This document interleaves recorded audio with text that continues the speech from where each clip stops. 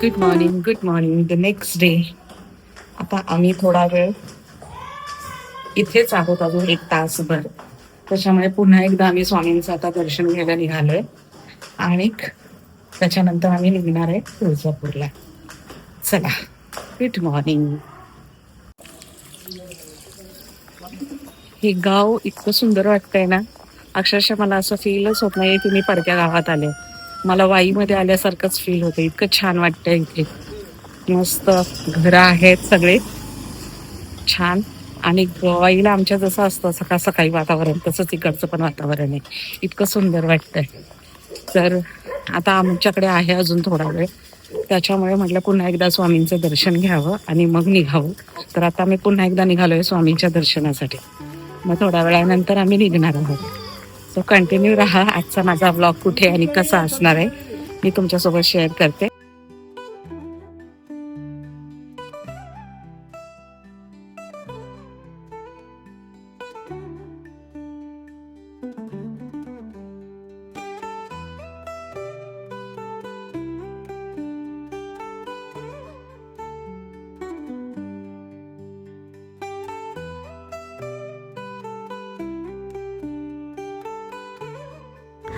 आज आम्ही सकाळ सकाळीच निघालोय, त्यामुळे मंदिरामध्ये अजिबात गर्दी नव्हती. खूप कमी भक्त होते मंदिरामध्ये आणि आज जरा निवांत दर्शन घेता येईल त्या अर्थानेच आम्ही लवकर निघालो होतो. मंदिरामध्ये गेल्यानंतर स्वामींच्या इथे जेव्हा आपण दर्शन घेतो तेव्हा फोटो आणि व्हिडिओ अजिबात अलाउड नाही आहेत. त्यांची स्ट्रिक्टली वॉर्निंग आहे की तिथे फोटो व्हिडिओ काढत बसायचं नाही, पटकन दर्शन घ्यायचं आणि पुढे निघून जायचं. तर मी डोळे भरून आज स्वामींना सकाळ सकाळी इतकं बघितलं आणि बस माझं मन तिथेच खूप समाधानी आणि तृप्त झालं. त्याच्यानंतर जेव्हा वटवृक्षाजवळ बाहेर आल्यानंतर मग तिथे काही प्रॉब्लेम नाही. ते लोक बोलतात तुम्ही तिथे फोटो व्हिडिओ काढू शकता, पण स्वामींचा फोटो काढायला अजिबात अलाउड नाही आहे. तर आता वटवृक्षाजवळच आम्ही थोडेसे फोटो आणि व्हिडिओ काढून घेतो, कारण काल जेव्हा आम्ही आलो होतो तेव्हा जरा होती गर्दी. आज निवांत आहे, गर्दी नाही आहे. त्यामुळे इथेच आम्ही प्रार्थना पण करून घेतो आणि फोटो व्हिडिओ पण काढून घेतो. आणि स्वामींना माझं जे मागणं आहे ते स्वामींनी लवकरात लवकर पूर्ण करावं हीच माझी एक इच्छा आहे. त्यासाठी मी मेहनतही भरपूर करते. माझी जिद्द आणि मेहनत मी अजिबात सोडणार नाही आहे. तेवढ्याच चिकाटीने मी माझी जिद्द पूर्ण करणार आहे आणि मेहनतही करणार आहे. तर आता मी स्वामींना सांगितलेलं आहे की तुम्ही सांगितलेल्या मार्गावरच चालणार आहे आणि लवकरात लवकर तुम्ही माझं हे स्वप्न पूर्ण करा. तर चला, आता पुढचा प्रवास माझा कसा आहे मी तुमच्यासोबत शेअर करते. कंटिन्यू राहा ब्लॉगमध्ये, स्किप करू नका. आमचं आता छानसं दर्शन करून झालं आहे आणि आता आम्ही बाहेर पडतोय. आज नाश्ता वगैरे तर काही केला नव्हता, तर आता इथून बाहेर पडल्यानंतर आम्ही नाश्ता करणार आहोत. दर्शन झालेलं आहे, छान दर्शन झालं. सकाळ सकाळी आलो त्याच्यामुळे अजिबात गर्दी नव्हती. मनासारखं आणि डोळे भरून आम्ही महाराजांना बघितलं आणि दर्शन झालेलं आहे आमचं. आणि आता आम्ही आतमध्ये मंदिराच्या आतमध्येच परागृह नाश्त्याचं आहे कॅन्टीन, तिथे आता नाश्त्याला आलोय आणि शिरापोहे घेतलेले आहेत आणि नाश्ता करतो. आता नाश्ता करून झाले की आता आम्ही इथून निघणार आहे तुळजापूरसाठी. तर या नाश्ता करायला. सो मंडळी, हे आहे स्वामींचं मुख्य प्रवेशद्वार इथून. आणि आता इथून आमचं दर्शन करून झालेलं आहे आणि आता आम्ही इथून निघतोय तुळजापूरसाठी. चल, आता कंटिन्यू राहा ब्लॉग मध्ये, स्किप करू नका अजिबात. ओके, चल चला, भालेराव पुढचा प्रवास आता आपण कंटिन्यू करणार आहेत. तर ब्लॉग आमचा कंटिन्यू करा आणि बघा आता पुढचा प्रवास तुमच्यासोबत आम्ही शेअर करतोय. चला, पुढचा आमचा प्रवास आहे अक्कलकोट वरून डायरेक्ट सोलापूरला. तर आम्ही एसटी मध्ये बसलोय आणि या एसटी मध्ये लेडीजला हाफ तिकीट नाहीये, कारण ही एसटी कर्नाटकची आहे आणि कर्नाटकमध्ये अजून तो नियम लागू नाहीये. आता आम्ही निघालोय सोलापूरला. कसं आहे ना, अक्कलकोट मधून भरपूर सारे टमटम्स वगैरे होते, रिक्षा टमटम, पण ते लोक इतकी गर्दी करतात ना आणि कोंबून भरतात. त्याच्यामुळे मी म्हटलं नको, आपण एसटीनेच जाऊयात. आता आम्ही बसलोय तुळजापूरसाठी. तुळजापूरच्या एसटी मध्ये बसलोय आणि आता लागली भूक तर घेतली. अक्कलकोटवरून आम्ही सोलापूरमध्ये आलो आणि सोलापूरमधून 1-1 तासाला तुळजापूरसाठी एस टी आहे. सो आता सोलापूरवरून आम्ही एस टी पकडलेली आहे. पाऊण तास लागेल असं कंडक्टरने आम्हाला सांगितलं आहे. तर चला आता बघू, पाऊण तास आपला प्रवास एस टीचा. आणि एस टीत खरंच खूप कम्फर्टेबल वाटतं बसायला, टमटमपेक्षा तरी निदान. साहेबांचं इंग्लिश.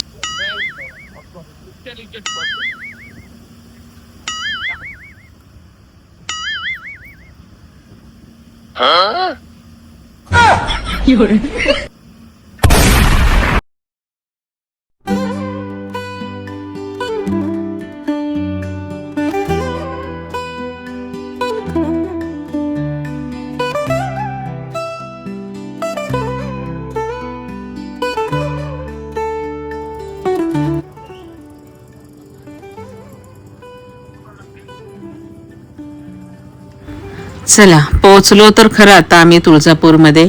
पण काय आहे ना, हातात आमच्या भरपूर सामान आहे आणि आम्हाला हे सामान कुठेतरी ठेवायचं आहे. तसं तर हे प्रत्येक स्टॉलवाले हाक मारत होते की द्या हो साहेब सामान इकडे ठेवा वगैरे. पण मला एक अशी रूम हवी होती, कारण आमची ट्रेन परत रात्री 11 वाजताची होती.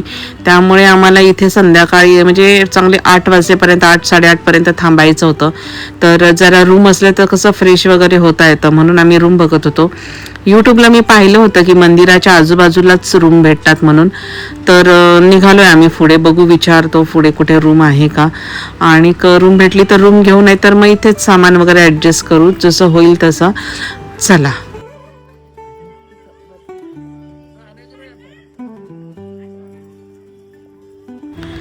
मंदिराच्या एकदम बाजूलाच आम्हाला ही रूम मिळाली. छान रूम आहे, मोठी आहे. सामान आम्हाला ठेवायचं आहे. आम्हाला काय 2-4 तासाचाच प्रश्न आहे, पण थोडं फ्रेश वगैरे झाले की बरं वाटतं. 500 रुपये घेतले त्यांनी आमचे. 8 तास बोलले, 8 तासाचे तुमचे 500 रुपये. ठीक आहे, काय हरकत नाही, पण रूम छान आहे. आता सामान वगैरे आम्ही इथे ठेवून फ्रेश वगैरे होऊन अगोदर आम्ही मंदिरात जातो, कारण आता दुपारचे वाजलेत 1-1:30 वाजलेत बहुतेक. 1:30 वाजलेत. आता थोड्या वेळातच आम्ही फ्रेश होऊन मंदिराकडे निघतोय. चला माझ्याबरोबर. चला निघालोय आता मंदिरात आतमध्ये. पण मंदिरात आतमध्ये जायच्या अगोदर मला ओटीचं थोडं सामान घ्यायचं आहे. तर आता मी पहिले सामान घेते आणि मग आतमध्ये जाते.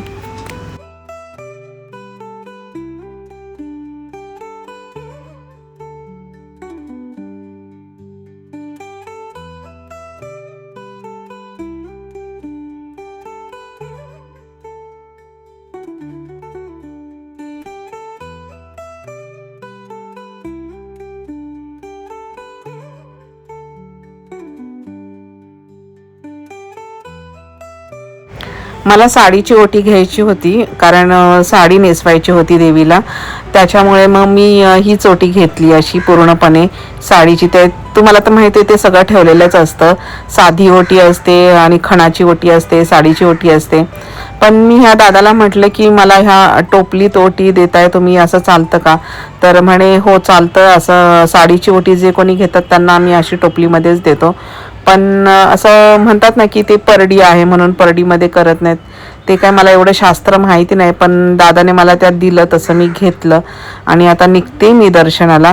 बघू, जमलं तर मी तिथला फोटो व्हिडिओ काढायचा प्रयत्न करेन. मला माहीत नाही तिथे पण अलाउड आहे की नाही फोटो व्हिडिओ. जमलंच तर मी नक्कीच तुम्हाला दाखवेन. नाहीच जमलं तर जितकं शक्य होईल तितकं मी तुम्हाला दर्शन देण्याचा प्रयत्न करेन. तर कंटिन्यू राहा, स्किप करू नका. आणि चला माझ्याबरोबर आता तुम्ही पण देवीच्या दर्शनासाठी. माझं झालेलं आहे ओटीचं सामान घेऊन.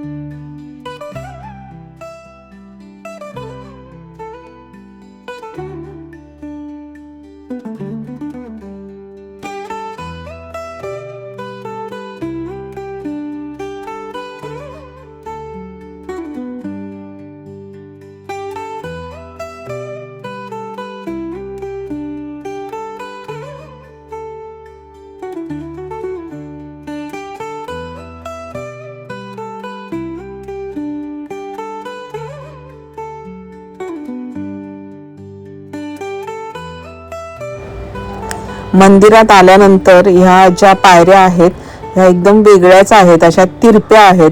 उतरताना असं वाटत होतं की तिरप्या बाजूने उतरते, खूप सावकाश उतरावं लागत होतं कारण एक वेगळीच भोवळ येत होती ह्या पायऱ्या उतरताना. आणि उतरल्यानंतर आता जेव्हा मंदिरात एकदम देवीच्या मंदिरात आपल्याला जेव्हा प्रवेश करायचा आहे त्याच्या आधीच उजव्या सोंडेचा गणपती आहे तिथे, तर उजव्या सोंड्याच्या गणपती बाप्पाचं दर्शन घ्यायचं आणि मगच आतमध्ये देवीच्या दर्शनासाठी जायचं, असा तिथला नियम आहे. तर चला आता उजव्या सोंड्याच्या गणपती बाप्पाचं आपण अगोदर दर्शन घेऊयात.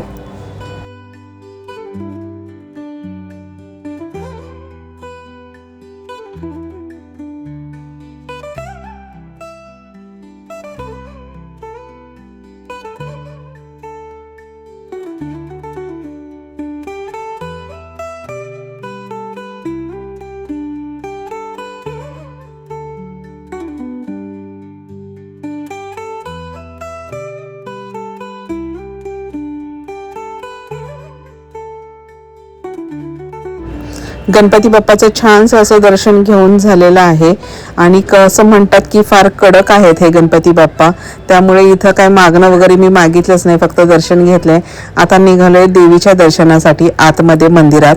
मेन मंदिर जे देवीचं आहे तिथे निघालोय. तर चला आता माझ्याबरोबर तुम्ही घेऊयात आपण तिकडचंही दर्शन.